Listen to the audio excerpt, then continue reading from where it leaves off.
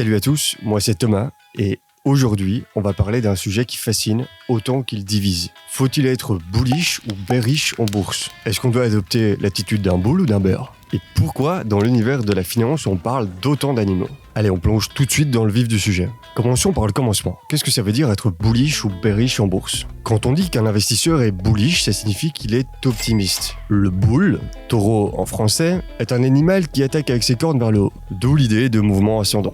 En clair, un bull s'attend à une hausse des marchés et investit en conséquence. À l'inverse, être bearish, c'est être pessimiste sur l'avenir des marchés. Le bear, ours en français, attaque en frappant avec ses pattes vers le bas, symbole d'une baisse des marchés. Les bears anticipent une chute des prix et vont plutôt vendre ou parier sur la baisse. Donc, être bull ou bear, c'est une manière d'exprimer son opinion sur l'évolution future des marchés. Mais maintenant qu'on a défini ces termes, la vraie question c'est faut-il être bull ou bear? Eh bien, la réponse est que ça dépend. Les bulls ont l'avantage de profiter des hausses du marché. Et sur le long terme, les marchés boursiers ont tendance à croître. Il suffit de dézoomer pour le voir.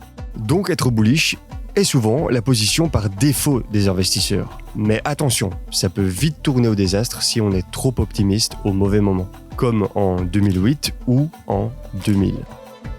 Les bears, de l'autre côté, ont un rôle crucial pendant les périodes de crise. En anticipant les baisses, ils peuvent se protéger ou même tirer profit des périodes de panique. Mais être bear trop longtemps peut te faire rater des opportunités de croissance énormes. Tu vois qu'au final, il n'y a pas de bonne ou de mauvaise réponse. Tout dépend de ta vision du marché, de ta stratégie d'investissement et de ton horizon de placement. Mais pourquoi diable parle-t-on autant d'animaux en bourse? Il n'y a pas que les boules et les bears. Laissez-moi vous présenter le zoo de la finance. Le bull et le bear sont les plus connus, mais il y a aussi les sheep qui suivent le troupeau sans réfléchir, les pigs qui sont des investisseurs trop gourmands et finissent souvent par tout perdre, et les watchdogs de la Fed qui surveillent les marchés comme des chiens de garde, et bien sûr les sharks. Ceux-là profitent de la faiblesse du marché, prêts à attaquer à la moindre occasion. En gros, chaque animal représente une mentalité, un comportement face au marché. En bref, la bourse, c'est un peu comme la jungle. Il faut savoir s'adapter pour survivre. Voilà, c'était ma toute première vidéo, donc n'hésite pas à t'abonner pour me donner de la force et surtout à me dire en commentaire si en ce moment t'es plutôt bull ou bear. À très vite pour la prochaine vidéo.